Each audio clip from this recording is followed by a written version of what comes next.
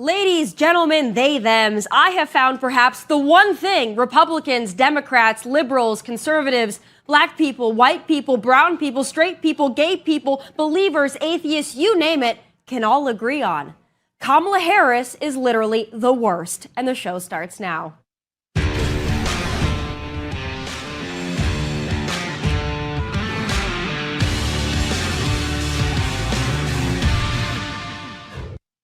So Joe Biden is a disaster. Not only is he cognitively out to ice cream, he's also likely a crook who sold out our nation to rich himself and his family. But as bad as he is still not as bad as this.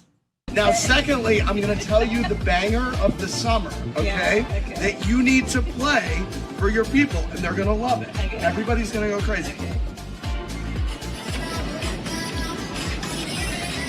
I like it. Yes, this is the song of the summer, okay? So you need to tell the DJ to have that going, okay? All right. There she is, the czar of all things, master of none, yucking it up with Bravo's Andy Cohen about her flippin' playlist. I would say she's awful at her job, but she's too lazy to do a job at all, so she's just awful, period. And I'm not the only one who thinks so. A new NBC survey shows that nearly half of Americans have a negative opinion of the vice president, and 39% have a very negative opinion of her. And that poll, by the way, was made up of 42% of self-identifying Democrats. This is a new low for Kamala Harris, and honestly, it's kind of an accomplishment to be so disliked when your boss is the big guy Joe, who can't walk or talk, and whose crackhead tax-evading son is the smartest guy he knows. But Kamala is so bad, the Democrats look at her, and then they look at Joe, and then they look at her, and then they look at Joe, and they pick Joe. But too bad for them, they're kind of saddled with her because they've diversity picked their way into this corner, and I'm not really sure how they're going to get out of it. I think they can, but it's going to be expensive. I still maintain the Democrats will run Gavin Newsom in 2024, but how they get out of their Kamala Harris situation will be fun to watch. Kind of like the passage of time, how time passes in this moment we call time. Best of luck to you all over there. But still ahead, the NCAA won't protect the sanctity and integrity of women's sports, but they will fight for pot. The priorities are astounding, but my next guest says this move might be a good thing. I've got former college and pro athlete and advocate Nico Marley, yes, that Marley, on deck with his take next.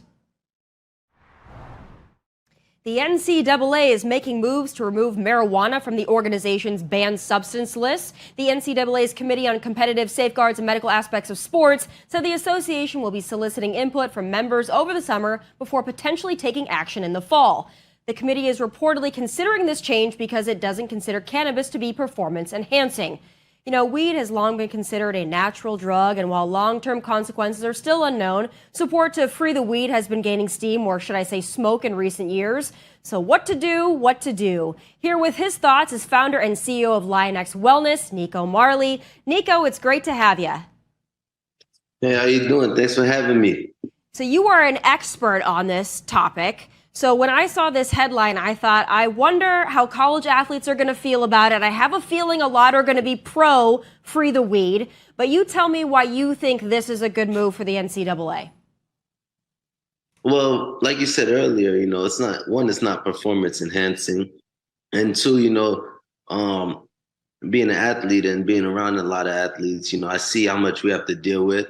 I see what other people had to deal with, I was, blessed coming up, but, not everybody's like that.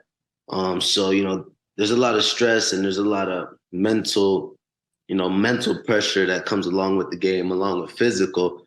And, somebody has a vice that, definitely not harming anybody, not harming themselves, 100% not harming the NCAA, why not let them use that, recreationally when they choose, before they go to bed, maybe take a little spliff. We had long days. We used to wake up at 6, and then after class, we probably home at 9, 10. You know what I mean? So, and then wake up at 6 again. So why not?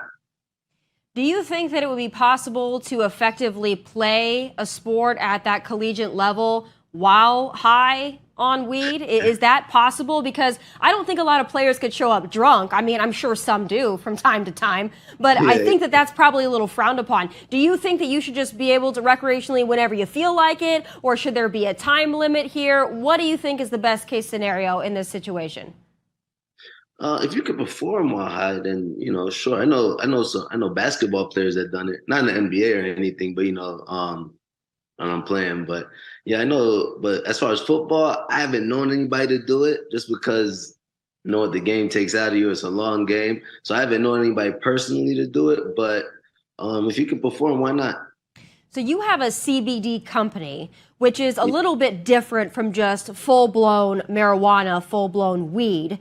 Do you think that maybe just CBD is the answer? Maybe just limit it a little bit so people aren't just recreationally smoking weed, for fun, and the NCAA is like, yeah, we're okay with that. Do you think that there's a line there at all that shouldn't be crossed? No.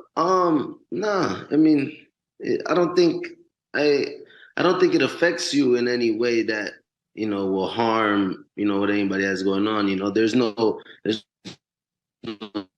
ban on cigarettes, so there's no ban on alcohol. I mean, as long as you're of age, I don't see why cannabis should be put in that space, along with all the other drugs. And I also do have a cannabis company too, but based out of Michigan. Lion Order. My father and I, we do that. Well, it's a great industry. I mean, people are making a lot of money off of it, but even beyond just the NCAA, just talking about weed in general here. So I'm somebody in this who I don't smoke weed. I don't care for it. I really don't care if other people do. But when you look at this national conversation, do you think the legalization of recreational marijuana has helped or hurt certain cities and states? When you look at it, I know that you're a businessman, but when you look at it, you're like, I don't know. Maybe this is gone a little far, maybe it needs more regulation, or are you just like, let's just free the weed, everybody do what they want? I think both. It definitely helps, a lot of different markets, but the taxes on cannabis companies are outrageous. It makes it even hard to say, even if you are making money, it makes it hard to stay in business just with the taxes you have to pay. It's tremendously higher than any other business.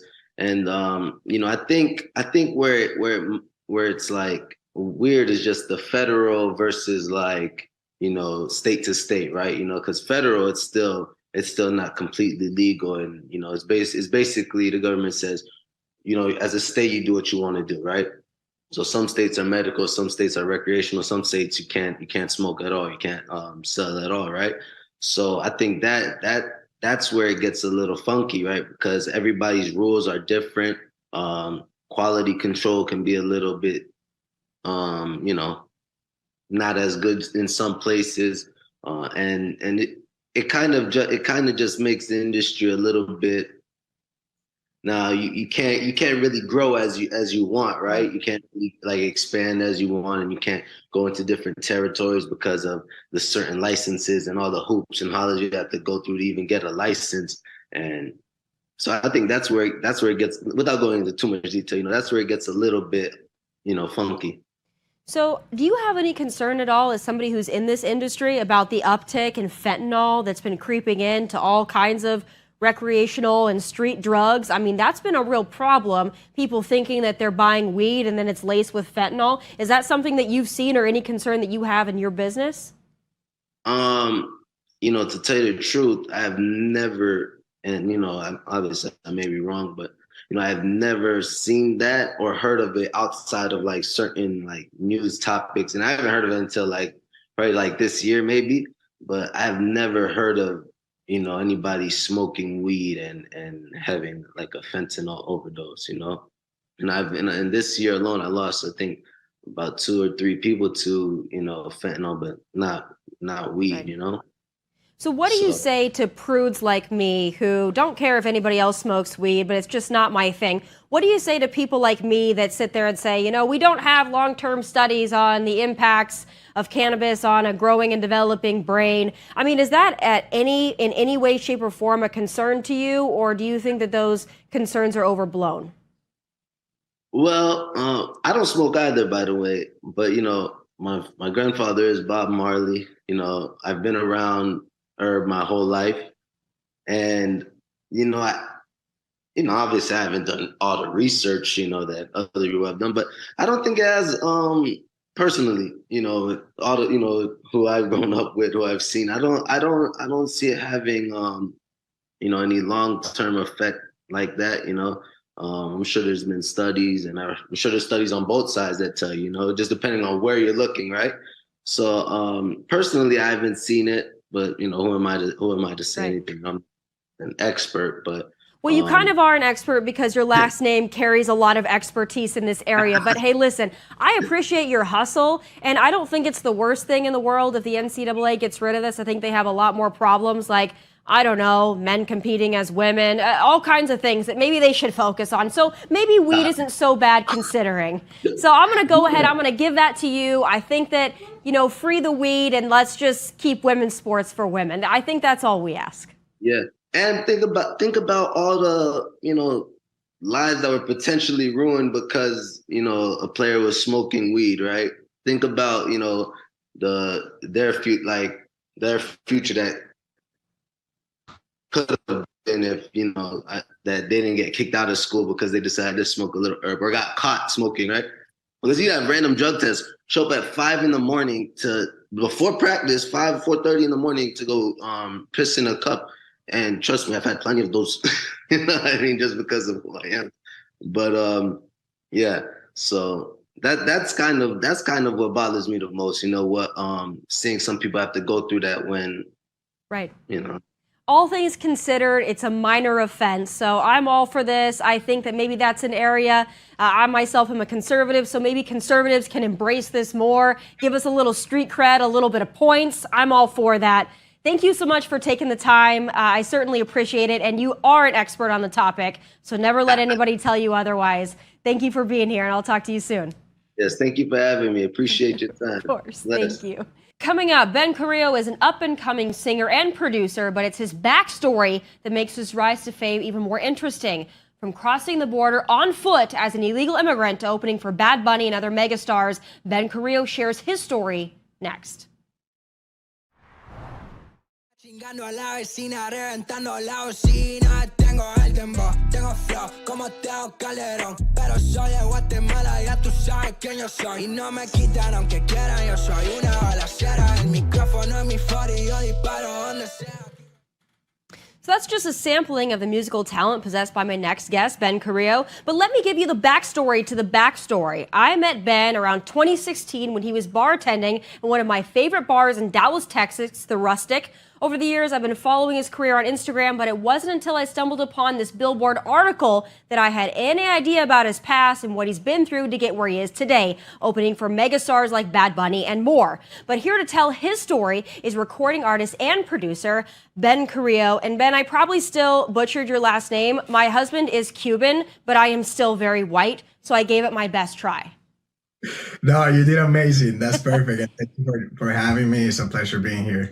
So Ben, I met you long ago, right? My friends and I, we called you Little Mario because you look like Mario Lopez to me. You still do, but you were always so kind to us. We loved seeing you. I had no idea, though, about your backstory. I know about your musical career because I still follow you. You've done incredibly well, and I love to see what you've done and how you've grown over the years, especially from knowing you back in Texas. But I had no idea what you went through to come over here. So I want to get into it for those that haven't read the Billboard article. You came to America, crossed the border at age 15 by yourself from Guatemala. Tell me about how you got over here and what that was like. Yeah, it was, I always, when I say it, I think it was a beautiful experience in the way because it taught me so much, but it was hard, I left my country due to just the violence going around me and also the situation that I had at home, right? My mother wasn't capable of taking care of me and my two siblings. And then my father had been shot and killed that year. So I just didn't see any future. There was really nothing else in Guatemala for me.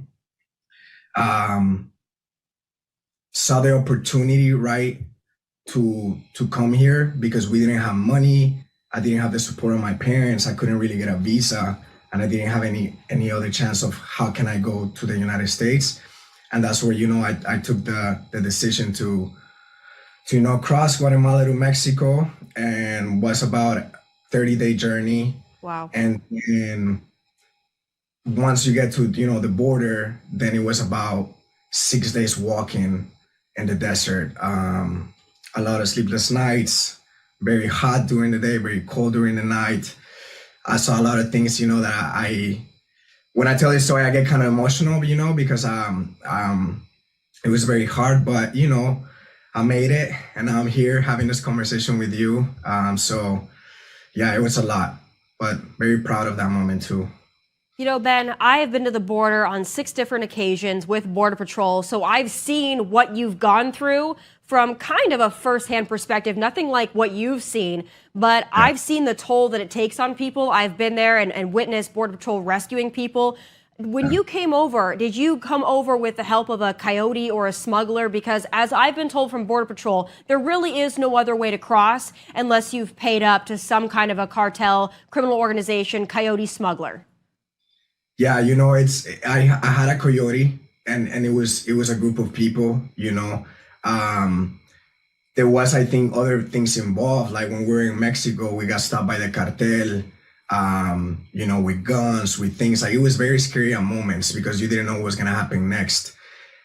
Very sad because there was people that didn't make it. I saw many people that we try to help, and so much walking days, 15 hours that, as you've been there, when you get there, you have no water, you have no food. Some people get lost. Some people with the coyotes, they don't even help them all the way through. So yeah, I had help with a coyote. I didn't just do it by myself. And I was also walking with a group of people through all those 5 days. So from my experience with Border Patrol, a lot of these coyotes and these smugglers, they tell people that it's going to be like a one-day journey, or they tell them it's not going to be that bad. They point and they say, just got to get over that mountain. And then a lot of people buy into that, and they don't realize how grueling it actually is. And you've experienced that firsthand. I mean, what was that process like? Did you dress in camo? I mean, I've seen it all. I've seen everything from wearing the carpet on the shoes to erase the footprints. Was this a really well-coordinated effort? Did you feel like this was something that they had done many times and that they were really sure they were going to be able to get you across? I was so excited to leave my country because of what was happening to me. Honestly, if I wouldn't have done that, I wouldn't been dead because of everything around me. So I was just trusting everything. I was like, if that's what I gotta run, I'm running. Whatever I gotta do, I'll do. So these guys have done it, a couple of times. But I'm saying always, I'm lucky because I made it. Like I said, there's so many things that go on, to the extent of rape, people getting killed by the cartel. So it's a little sad what goes in the border. Thankfully for me, I got lucky to make it. And when I was in the desert, I looked up to the sky and I said, God, if you have a plan for me, in the U.S., let me go through. If not, there's no reason for me to be there. And I think I always had that trust in God and that trust in a better future for myself. If you had the opportunity to do it legally, would you have gone that route? I mean, I know it's incredibly hard to get a visa. It's hard to do it the right way. There's a lot of people that they just don't see the upside in waiting. They don't have the money. They don't have the time. They feel like it's urgent. But you did gain legal status. It took you 5 years from what I read. Tell me about what that process was like and what you wish would have been different about it so you could be a legal U.S. citizen. Yeah. So, for the first question, of course, if I had the money or the parents to come legally and go to school, and not have to worry and not go through also the risk of maybe not making it, I for sure would have done it that way. That was not, my stance. I was just looking for opportunity. I came to the U.S. and literally the first thing I did, which I had my uncle and my aunt here that helped me out, was go to an attorney. He's here, he's underage, he doesn't have his parents. Can he become legal? And there was really no way for me, there was really no chance. So I just had to live here illegally. And after 5 years of being here, going to school, learning the language, because that was the main thing for me, was I'm going to be here and I want to learn the language so I can eventually work, and after 5 years, my uncle heard in the radio that there was this thing called special immigrant juvenile status that gives pretty much residency to kids that have been, abused, abandoned by their parents. And that was literally my case. Abandoned by my dad because of his death, and then abused because of my mother, mentally. So I took the chance. It was a 50-50, either I go back or I get my green card. And, like a miracle, 2 months later, I ended up having my green card, and in about 2 weeks, I'm going to do my interview to become a citizen. Oh, that's so exciting. This is such a hard conversation because I think, politically, I'm very conservative. I'm very tough on the border, right? But that doesn't mean that I don't have humanity and I don't see what people are going through. I'm sure you've seen what's going on at our border right now. I mean, we've had in the last 2 years, 7 million come over, and the situation's a lot different than when you came over. And in a lot of ways, it's a lot worse. When you look at what's happening, a lot of people coming from Guatemala, Honduras, places like that. What do you think when you see what's going on? It's sad, and I understand both sides, and I think that's, for me, having this conversation is very important to move forward with the issue, because we know there is an issue, in the legal system here. Once again, when I was 15, I wasn't really thinking, right, like, oh, I'm committing a crime or I'm doing these bad things. I was just trying to survive. And I think a lot of these kids are trying to survive. And there's a lot of things going in the border, like we know of, like the cartel taking advantage of these things, human trafficking, drugs.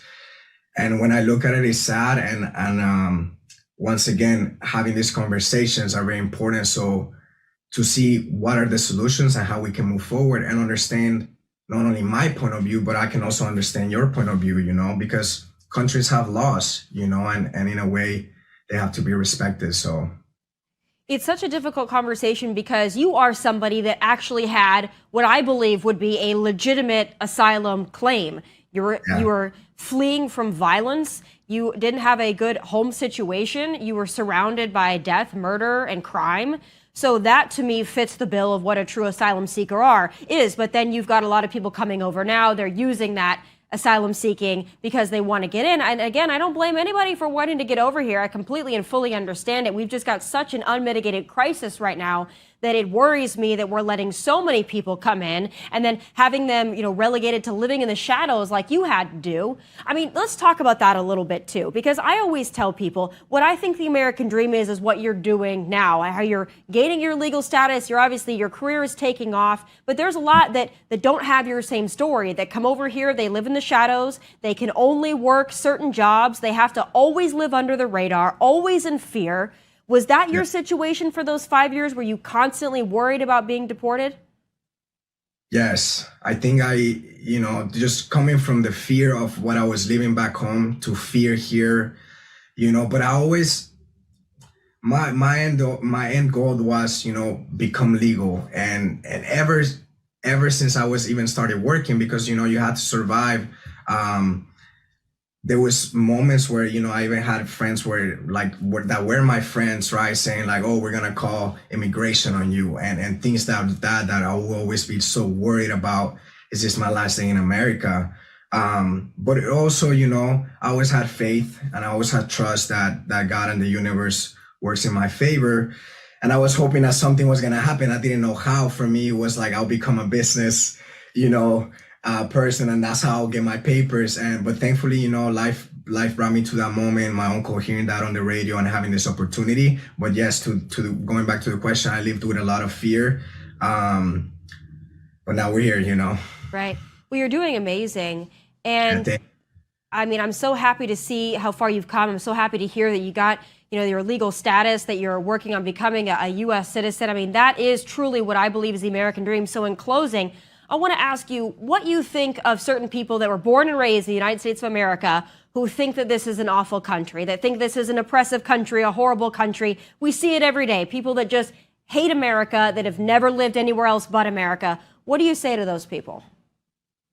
I mean, I would say you're wrong, first of all, because this country I'm just so grateful, to everybody around me. As much as there is bad everywhere, there is good.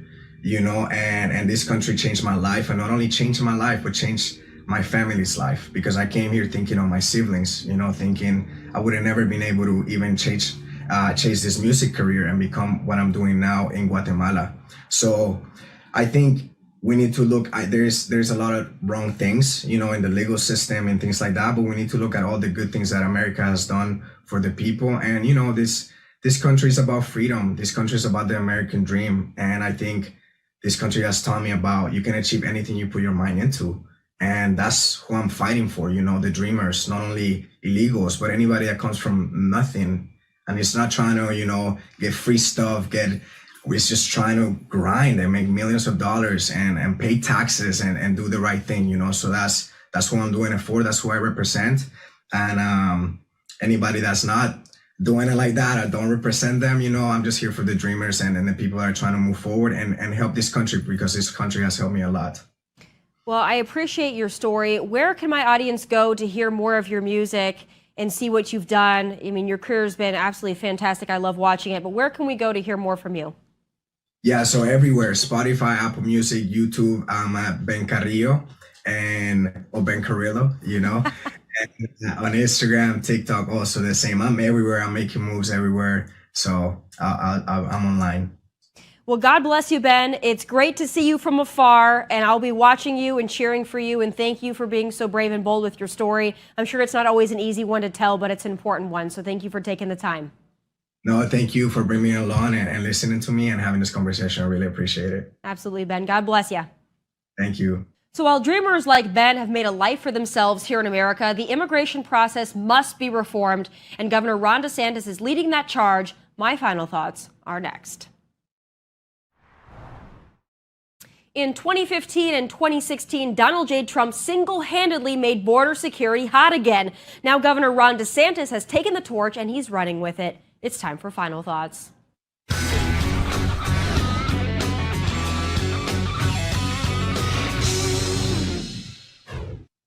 So I believe in the American dream, but it's no secret our southern border is wide open and it's an oozing and pussing sore that few seem to want to fix. Over 7 million illegal immigrants have made their way across our border and into our interior in the 2.5 godforsaken years the big guy has been at the helm.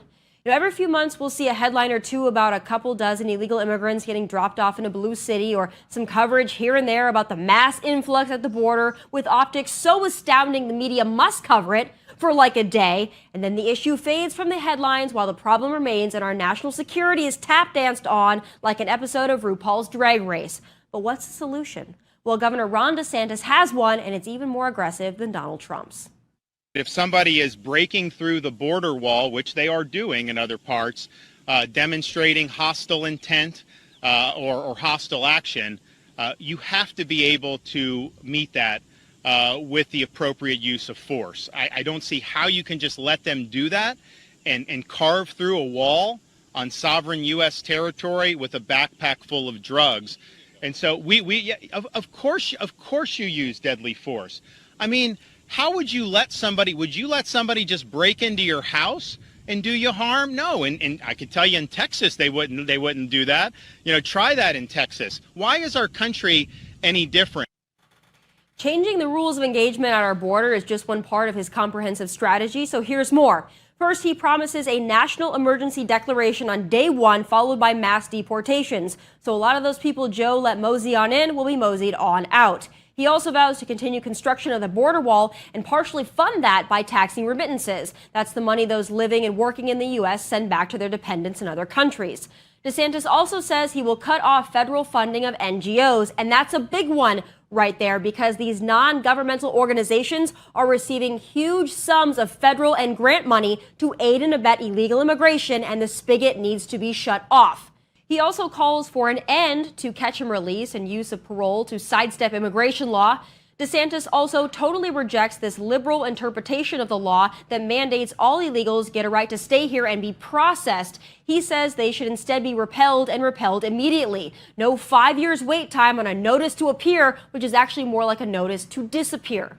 Similar to Trump, Ron wants to put an end to birthright citizenship to prevent people coming over here illegally just to give birth and use it as leverage to bring others into the fold. No more of that. But there's more. DeSantis would also deputize state and local law enforcement, allowing them to enforce immigration law, the opposite of a sanctuary city or state. All of this makes perfect sense and would set our nation on the path to cleaning up what Joe has done.